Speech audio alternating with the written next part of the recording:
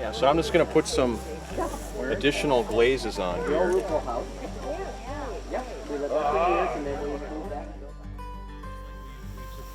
So it's great to have everyone here. Like they said, this is a fundraiser for us at the Heidi Center. Go wander around the orchard here.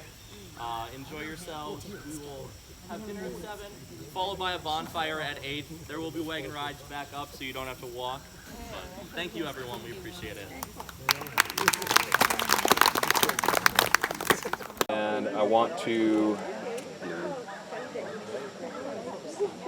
just darken, actually I want to darken this area right here by her neck. So I'm going to take some raw umber dark. And raw umber dark is one of my favorite colors because it's very versatile. I mean, you can use it to really darken a whole area, but you can also add skin tones with this as well. And so do the acrylics come in like a bazillion colors, or what's that? The acrylic colors, do they come in like many colors? Yeah, as many as you can think of. They even have like pearlescent gold, antique gold, and fluorescent, and just. But I only have a few different shades. I mean, I don't want to have too many different colors, so I got the ones that work for me. So I work with maybe about 8 to 9 different colors in my palette. You get used to how you want to mix them and what they do and how they react. Yeah, exactly. So I'm going to take some raw umber dark and titanium white, and when you add a little bit of titanium white, it does make it more opaque. And as you get towards the latter stages of the painting, you want it a little more opaque, because then it helps to smooth everything out. And so I can just take this and say I want that to be a little darker. I kind of test the color and look at it and say, oh, that's maybe a little too cool in tone. You know, I normally have a rag and I just wipe it off. And you have to do a little bit of testing. All right. What you're gonna do here. You bet, yeah. Just wanted to listen in and see what was happening over there. So I took that raw umber dark and titanium white and burnt sienna. You can see the color has changed a little bit. So it's a little bit more reddish and orangish. It's just what we call warmer in tone. Because cool colors are like your blues and purples, certain kinds of greens, and then warmer colors are your reds and yellows and oranges. And so obviously I'm not going to use colors quite this bright, although there are certain occasions, certain places I would, but you have to mix it with other colors. But I'm just going to, again, test this. And what I want to do is just darken this area here on the right-hand side of her neck. If you can see the reference photo, it is a little bit darker there. And the reason it's darker on that side is because her hair is casting a shadow on her neck. And so we're trying to create that illusion. So I'm just darkening that area there. And it takes from a picture? Do you usually paint from a picture or from memory? Oh, I paint from a picture as much as possible because it's really difficult to invent. It's really difficult to invent the realism, you know, to have the shading and the values and the skin tones and the likeness. I can draw a person from memory because I've done it a lot, but it's not going to look as good as if I were to do it from a photo. And then even better from a photo is to do it from life. Well, that's very difficult, you know, because people don't want to, you know, sit still for hours and hours. So, you know, but that's how they used to do it years ago. They didn't have a choice. So this, you know, I just let that dry, and it's going to dry. It's a thin layer. It's going to dry within a couple minutes, especially outside. And then I can go ahead and do another layer. So you have to be patient. You can't do it all on one layer. I darkened it, then I'm going to come in again and put another layer that's a little darker just on that side of that layer, develop more of that shading in that form. Now I want to add a little bit of a brownish color right on the top. I don't know if you can see that, but her hair actually comes up above here. There's a highlight in the middle based on the light source from above. But she needs just a little bit of a brownish color right up there. So I'm going to take some raw umber dark and add that to the top of this. And I'm going to take just a little bit of this color called alizarin crimson. And that's kind of a deep, deep, dark, reddish color. And I'm just going to add that right to the top here.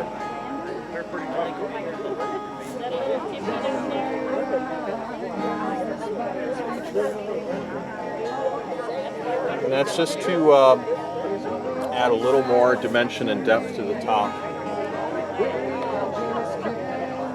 Just kind of blend that in right there. And that's just one layer.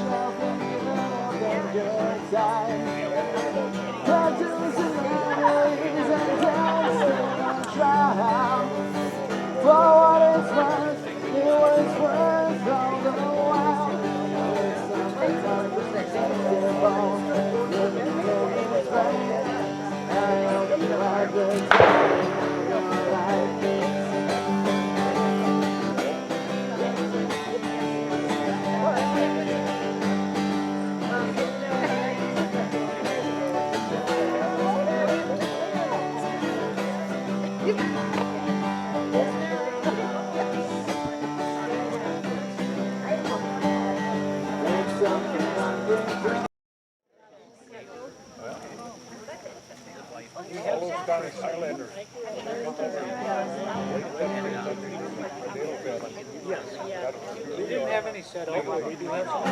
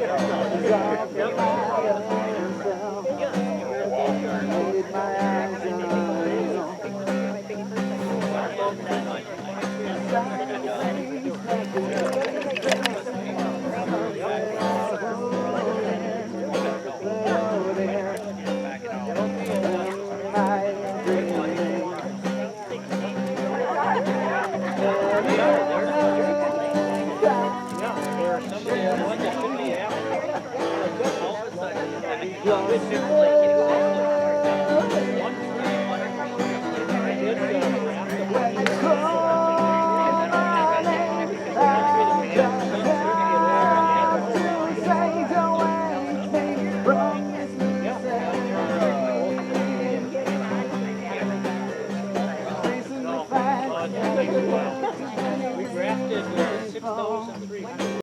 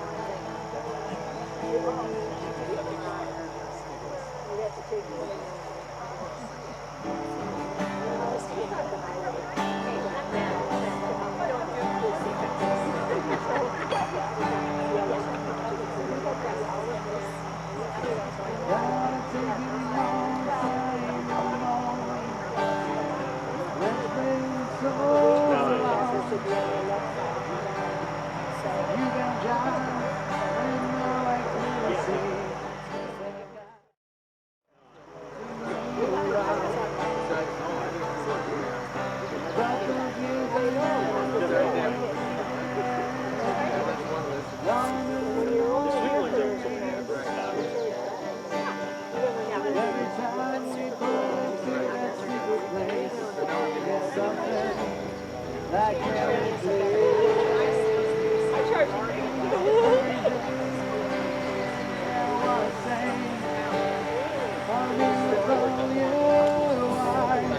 bought for my mom.